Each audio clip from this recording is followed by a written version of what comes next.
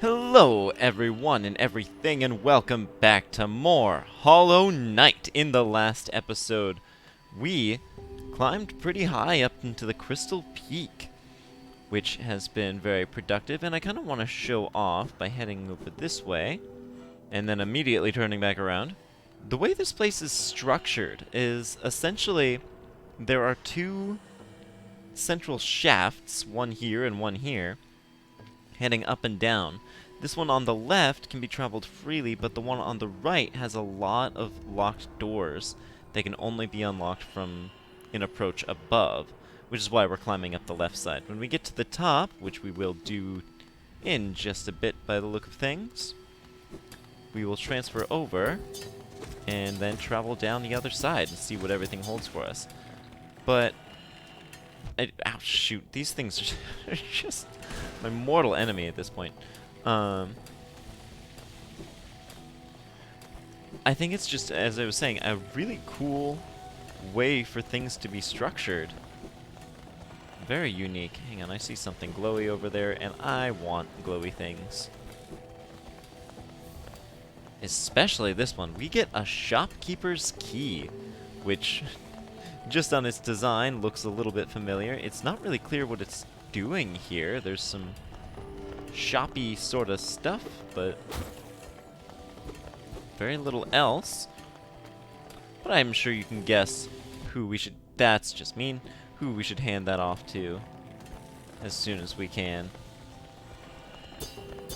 In the meantime, I have a better feeling about today than I did last time. I'm recording the right window. All's well. And on that subject, I might as well bring up the fact of what version I'm playing this on. I will in just a bit. First, quite a view, no? I'm not surprised you survived the trek through these shimmering caverns. There's an air of strength about you. I suspect it would be quite intimidating if not for your small stature. Did it sadden you to see those miners below, still laboring at their endless task? Even overcome, strong purpose has been imprinted upon their husks. The crystal ore is said to contain a sort of energy, not as powerful as the soul the city dwellers harnessed, but far less lethal. Strange to know such ancient facts. I wonder from where my knowledge comes. These winds cry lonely. Better the comfort of rock above one's head. Yeah, this is a really cool, just sort of area, an observation deck of sorts at the top of a mountain. I do wish we could look out from there somehow, but alas, the game is 2D. So, as I was saying, on the subject of which version I'm playing, I am playing on the PC version, the Steam one. And the biggest reason for that is, of course, ease of recording. But also, I want to acknowledge the other versions. I believe this game is available on just about everything, Xbox, PS4, all the good stuff, as well as the Switch. And the Switch is the first thing that I played this game on. Actually, 100%, like more than 100%, but let's not get into that. Ooh, shaky ground. Oh, shoot, freaking Crystal Hunters. Get away. Get away, get away, get away. Get away, get away. Another one of these things. I didn't draw attention to what these were called last time. The things with the rancid eggs. They are called Blugsacks. Putrid creature holds rancid eggs within its gut. So I want to acknowledge, I love the Switch edition. I love being able to play the game on the go, as you would with any Switch game. But there is something that I do have to acknowledge, and that is the fact that there is a little bit of input lag in the Switch version that is not present in any other version of the game, as far as I'm aware. It's not a lot, probably about 2 or 3 frames, maybe a little more. But it does make certain things a lot more difficult.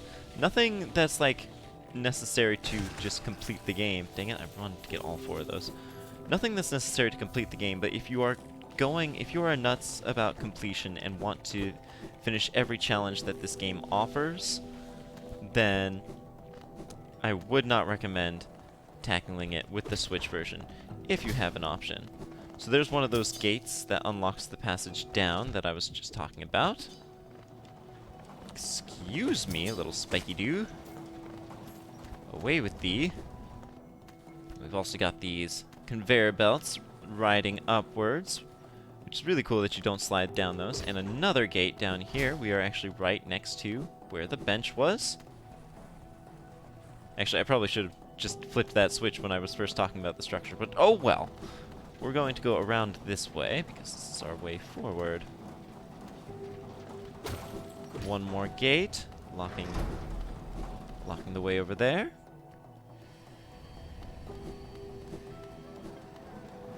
And we've got these platforms. We ran into them last episode, but I didn't mention them.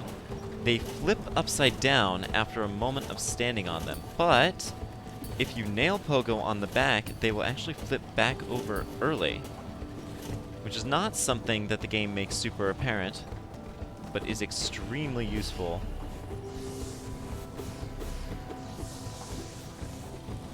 Now, these things are not technically enemies, they're just discharging their energy as fast as they can. Okay, those things got desynced. I don't think they were supposed to be in that rhythm. I'm just gonna skip them. Now they're... This game has some really cool platforming challenges. It's kind of funny. I tend to forget that this game is a platformer. Oh geez, this is just mean.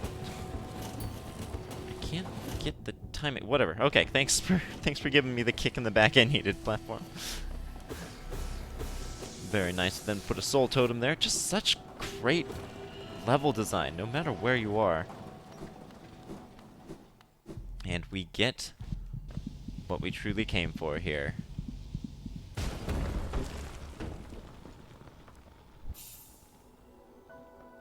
Consumed the crystal heart. Hold left trigger while on the ground or clinging to a wall to concentrate the force. Release the button to blast forwards and fly through the air. I always had this opinion that every Metroidvania has its one really cool movement ability.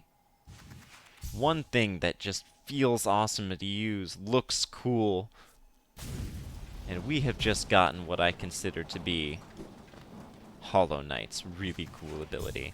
The Crystal Dash is infinite horizontal flight that you have practically no control of other than when it starts and when it stops. Just blasting forward. It also breaks background objects when you use it, which is so satisfying. And we can get some use of it right up here to save a grub. Indeed and quite. Now these massive bugs, or I guess husks, we never, I'll say right off the bat, we never see a living version of these things.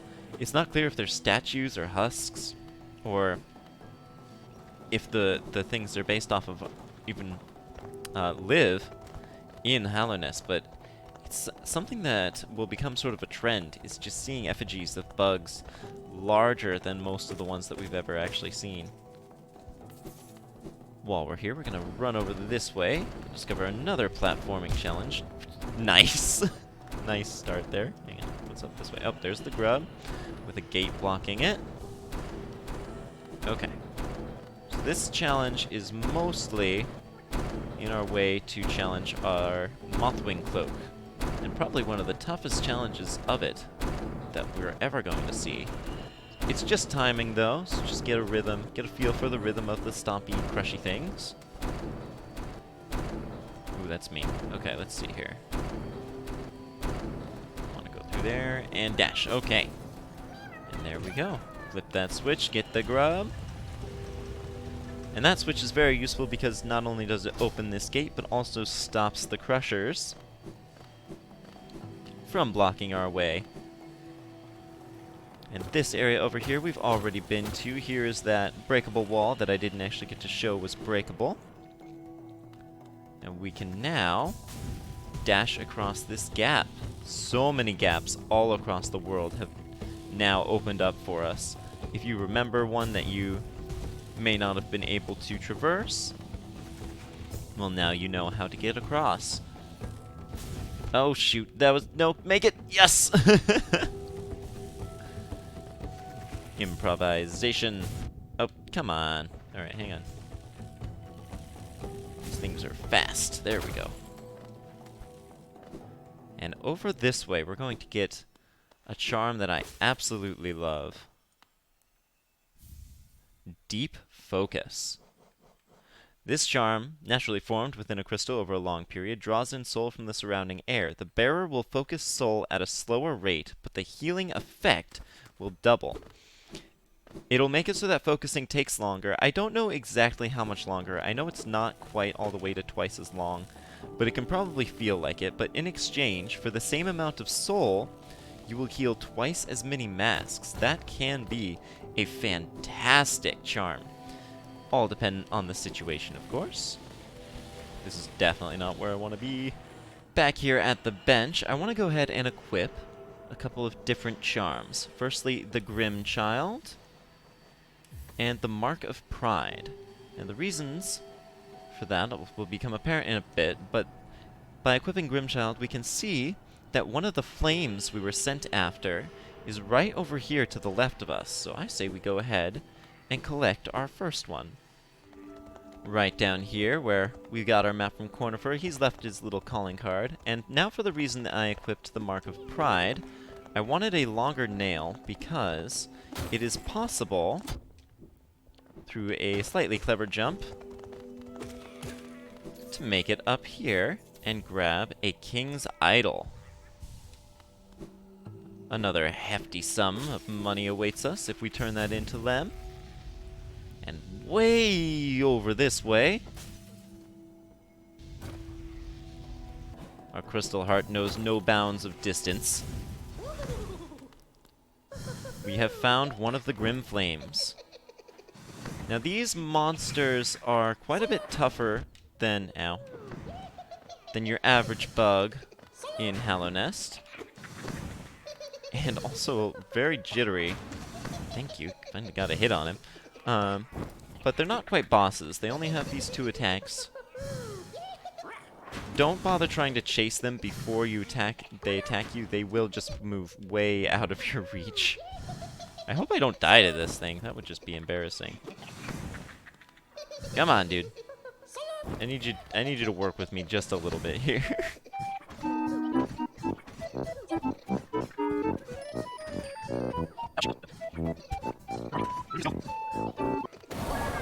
Yay! Okay. Little Grimchild just gets to absorb that. And 1 down, 2 to go. Onwards a little bit further, we have something of a challenge to teach us that we can use the Crystal Dash while clinging to a wall, not just while grounded. And a little secret awaits us right down this way. Of course, secret means more Crystal Hunters, but I can deal. I can put up with them. Especially now that I got Mark of Pride, that's gonna make hitting their projectiles away just a little easier. I also have to say, I love how the Geo-Rocks in this area are more crystals themselves. No! Not again! Oh, my goodness. I do want to acknowledge it's possible to tell whether or not something is a grub or a grub mimic by the sound they make in the jar. But it's also so similar that I usually don't notice.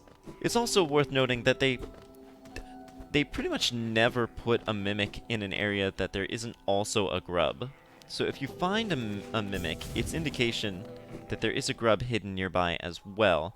You just need to find it. And here, we get something that I just think is so cool. Flip that lever. Step into this elevator. And we'll find ourselves in very familiar ground. Oh, hello. Another breathing weapon. I suppose you'll be leaving many corpses in your wake. If you won't spare thought for the dead, at least consider all the extra work you force upon those in my profession.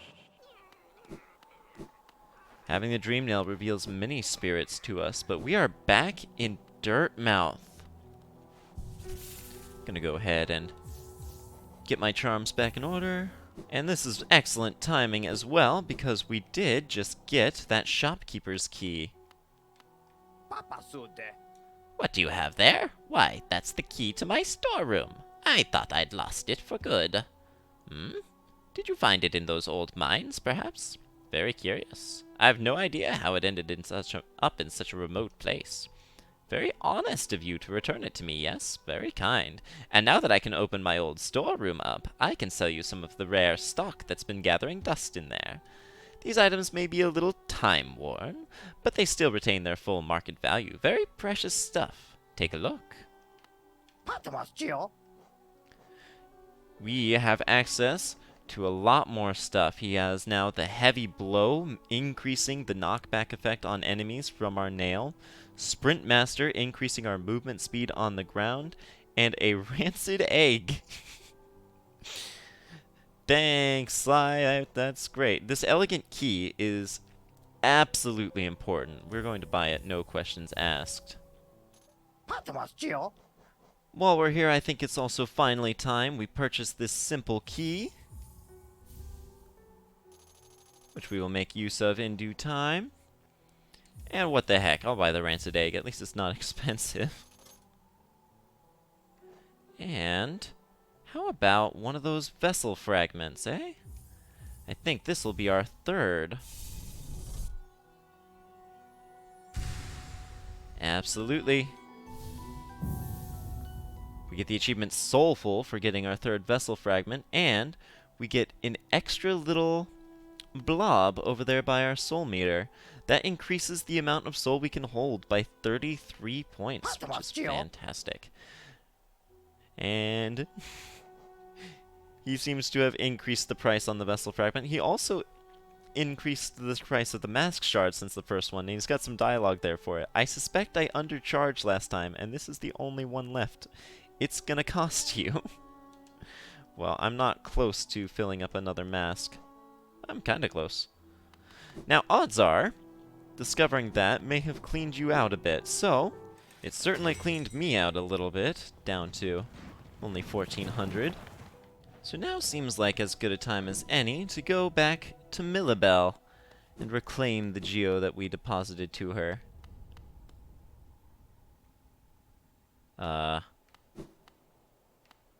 Millabelle? What? It was just a stand. It didn't look like it because it's 2D. But it was just a cutout, a facade.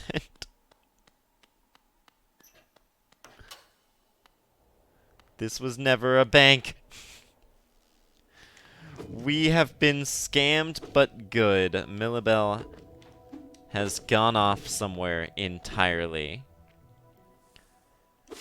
She better hope she has run far, because if we ever find her, there will be some hell to pay. But as long as we are in some need of money, I am finally going to head over here with that key and unlock this door. Before we do that in Steel Soul mode, however, I do want to do it in Classic mode.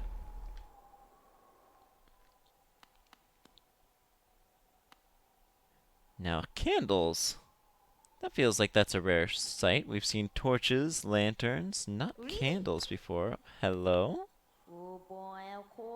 Welcome, small intruder. I've been sound asleep in here for some time. Some time? Ah, yes. Well, now you've gone and woken me up. It's no matter, I suppose. I might even be able to help you. I am Gigi, and if you have found your way into my chamber, you must need my help. You see, sometimes we leave our regrets behind in this world, like black stains. If we don't deal with these regrets, hope starts to drain from us.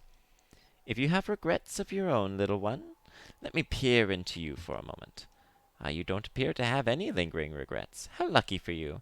You don't need the services of one such as I. How long I must have slept. This land is so much darker now, so thick with stains of regret. Even the air is murkier. If I sleep again, will the darkness creep in here and swallow me whole?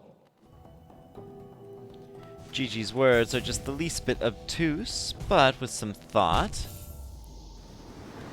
it becomes clear that what she's talking about is the shades we leave behind when we die.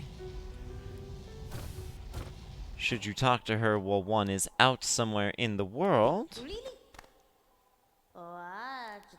A fierce host has settled nearby. Did you summon them? I find their smell unsettling.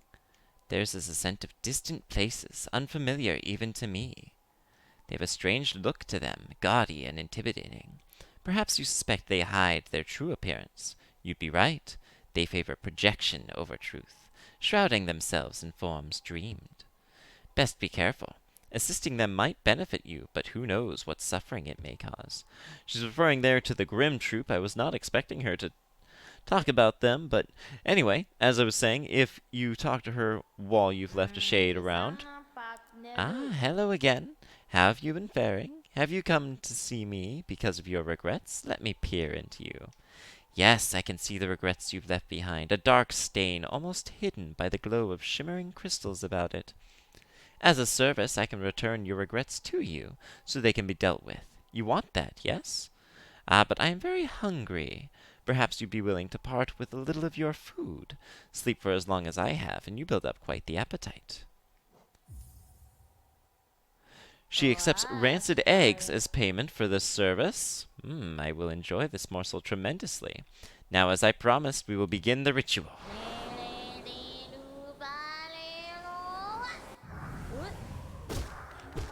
She summons our shade right to us and vanishes into the background so we can deal with it.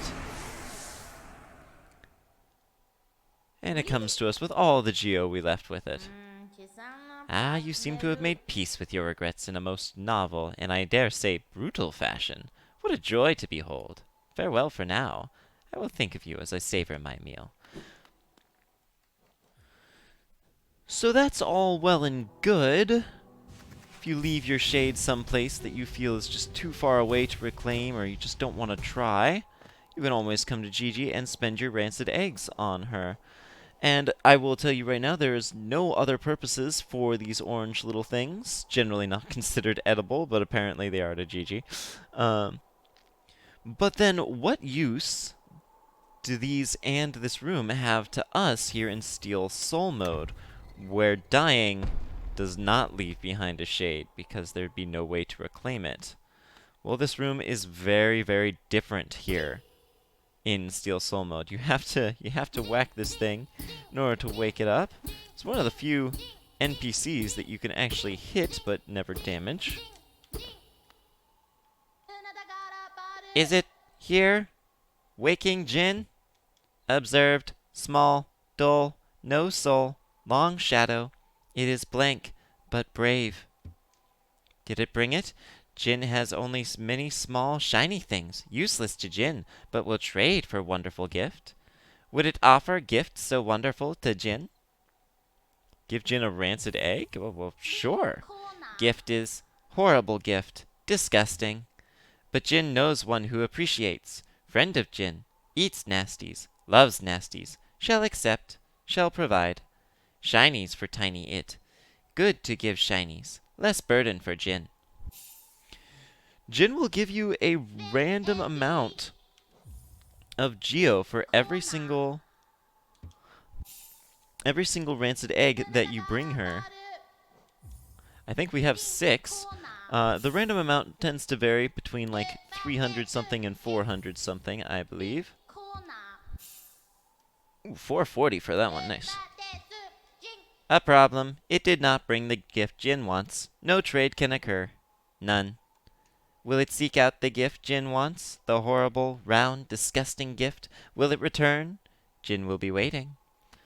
This is probably the biggest advantage. Ooh, hang on. Does Jin dream? What purpose of mine?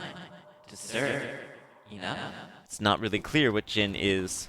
The way she speaks, the way she acts, it's so different from everything else. but she is only here in Steel Soul mode, and that is easily the biggest advantage of playing Steel Soul mode. The Rancid Eggs have no real purpose, and if you're willing to go after your Shade, then they don't really have too much of a purpose in Classic mode either. So being able to just trade them for Geo is fantastic. And with all of that piling up in my coffers, I will gladly pay Sly for the charms that he now sells. And what the heck, I'll take a Mask Shard.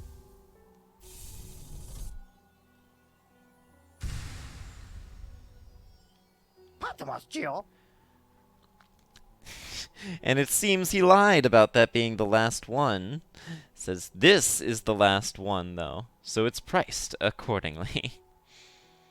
Oh, fine. You drive a hard bargain, Sly. It's not like I can barter with you. 7 masks. Hey! You liar! As it turns out, I do actually have one more of these shards left. Very last one. I feel bad charging you as much for the previous shards, especially because it means I have to charge even more for this one. You ass, Sly. You ass. But I believe that's going to do it for this episode. If you guys watched all the way through to this point, thank you so much for watching. However, if you even think about hitting that like button, then I am going to overcharge you like crazy for some pretty basic upgrades. See you guys next time.